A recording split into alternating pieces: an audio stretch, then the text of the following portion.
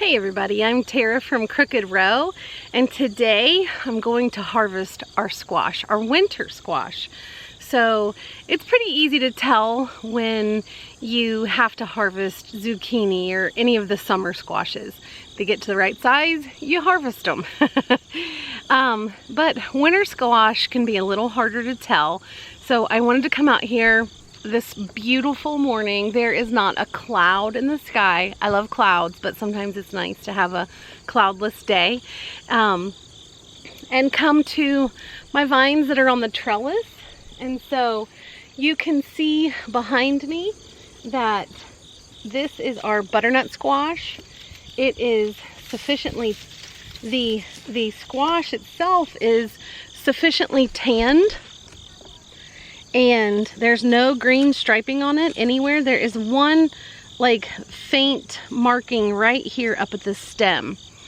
So that's a good way to tell. You also, and I don't really have nails, but you also don't literally try to puncture the skin, but you do want to come in and see if you can. It should be resistant to your nail. Like, it might make a slight mark, but it should be pretty resistant to your nail. That's the second way. So color, hardness of the rind, is your vine dried out? Now, to be fair, this has been one of the worst years we have ever had for disease and pestilence. And where it hit some of the hardest was here in our squash vines and our cucumbers. They literally came up out of the ground and had disease on them. Now, I've read a lot about this. I think a lot of people struggled with this year. Some pretty famous YouTubers struggled with it too. It just seems like this was a year for disease. So from now on, I will not from now on, for the next like 3 years, I'm not gonna plant my squash here or my cucumbers. I'm gonna put them elsewhere in our garden, which is just smart to try to work that, whether it's bacteria or fungus or whatever is in the soil. And I assume it is from the soil, or maybe it was airborne. It's probably airborne now that I'm thinking about it, because if you think about that, James Prigioni lives in New Jersey, and he struggled with it. And Epic Gardener lives in California, and he has struggled with it. So literally, like everyone, all the gardeners in the United States, from coast to coast, and me in the middle in Ohio, we're all dealing with these diseases. But I feel like we were still blessed with a good crop, even though we had disease. Now, one thing that I notice about disease is that our squash are not as big as they typically are. So, but I am thankful that I got anything. So we got almost 60 pounds of cucumbers, even though those diseased plants, they looked horrible. I mean, they looked absolutely horrible. But especially like the Soya long cucumbers, they produced and produced and produced. I mean, I think I pickled, from my pickling cucumbers, I think I pickled 20 quarts this year. So we definitely, now what I noticed about volume is I don't have excess. So where typically, like, I could give some to my neighbors and, you know, I would have some to give, I don't this year. And again, it just disease and pests too, like the squash bug. Actually, the squash vine borer is what we dealt with first. And because these walk up a trellis, and I'm going to turn on the camera around and show you. You can actually see that damage there on that vine, like right here. But actually, if you notice this little hump right here, the original, it was planted over here. And I had to train it over and let it crawl up the trellis from over here, because the squash vine borer just decimated this. And so I buried its stem and it kept growing, thankfully. But we had to pull out the squash that was over in this section. There was like 2 vines, I think, that we pulled out over here. And so you can see it's quite literally empty there.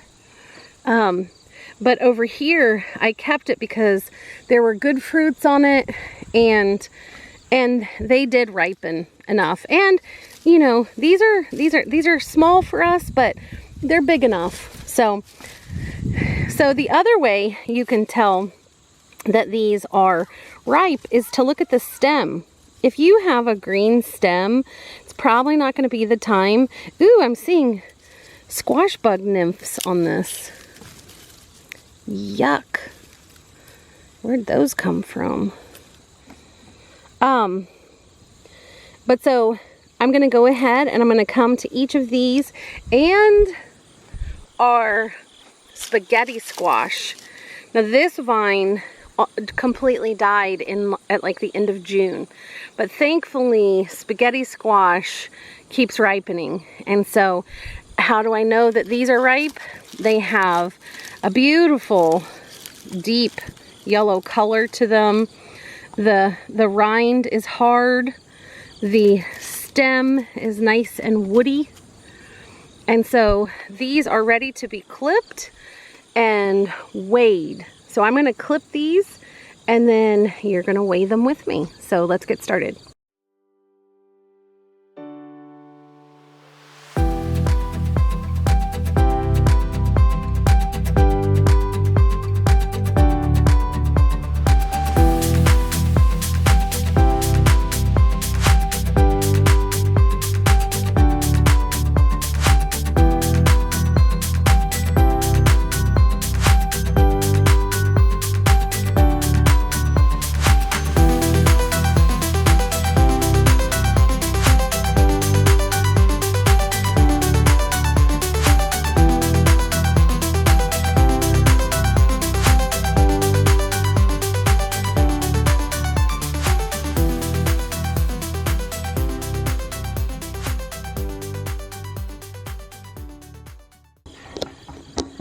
Going up the ladder.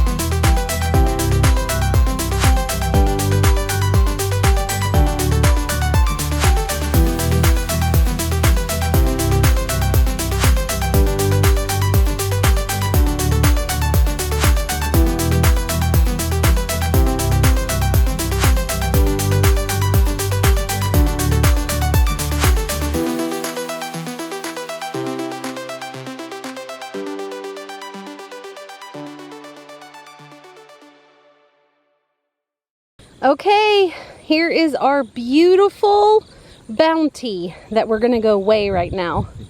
Let's go get this on the scale and see, even with all this disease and pestilence, how much we have. Okay, we are back at our table.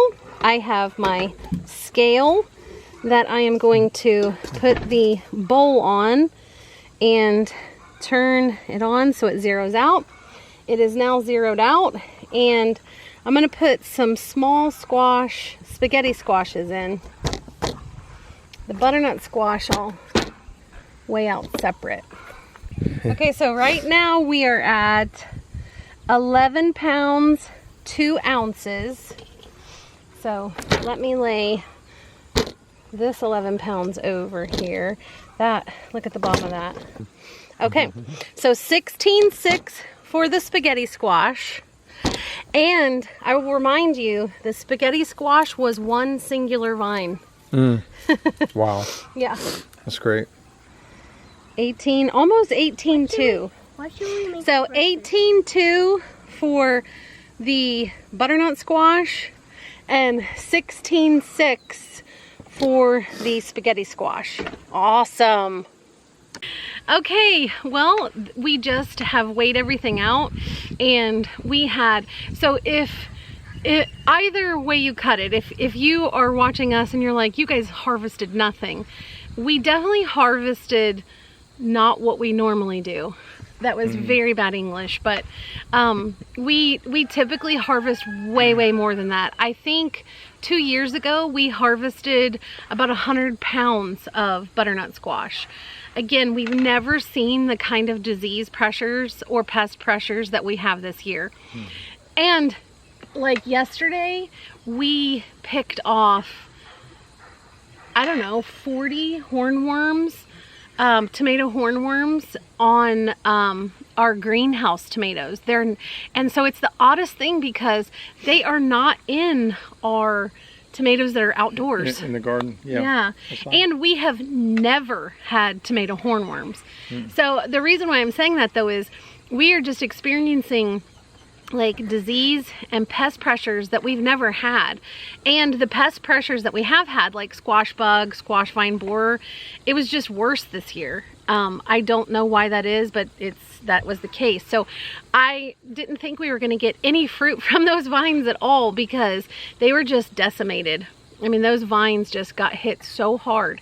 So I am super happy that we got anything out of it. That is like, what, 32 pounds of squash.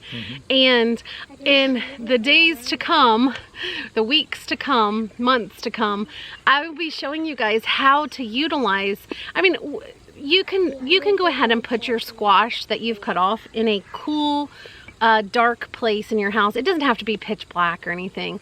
I know people who store them under their beds. Some people put them on shelves in a cool place. Just where, as long as it's not moist. If it has moist conditions, it'll get fungus or it'll rot. So you don't want to do that.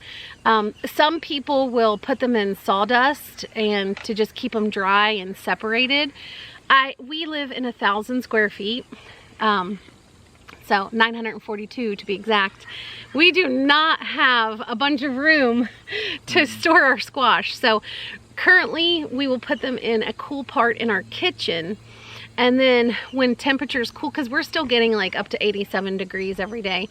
As soon as the temperatures cool pretty well, we'll put them up in the attic. So growing squash is super easy. Again, one of the biggest problems with squash here anyway is squash bug. And you just have to check your leaves every single day. Whenever we skip a day, they lay eggs. And we start noticing that, you know, vines are starting to die. Yeah. So we've had a tough time with squash this year. And part of our problem too is our chickens. Our chickens, I can't tell you how many squash they pecked through. Not the ones that we have, but squash, zucchini, tomatoes. Yeah. We actually have lost about half of our tomatoes this year. We've lost almost every single zucchini that we grew to our chickens. Not even to the squash bug, which eventually the vine gave over to squash bug too, but the chickens taste good. Yeah. Yes, exactly. So I say 32 pounds on vines that we didn't even think made it. Cheers to us. So remember, if we can put away our harvest and put away our squash, anybody can. Thanks. Bye.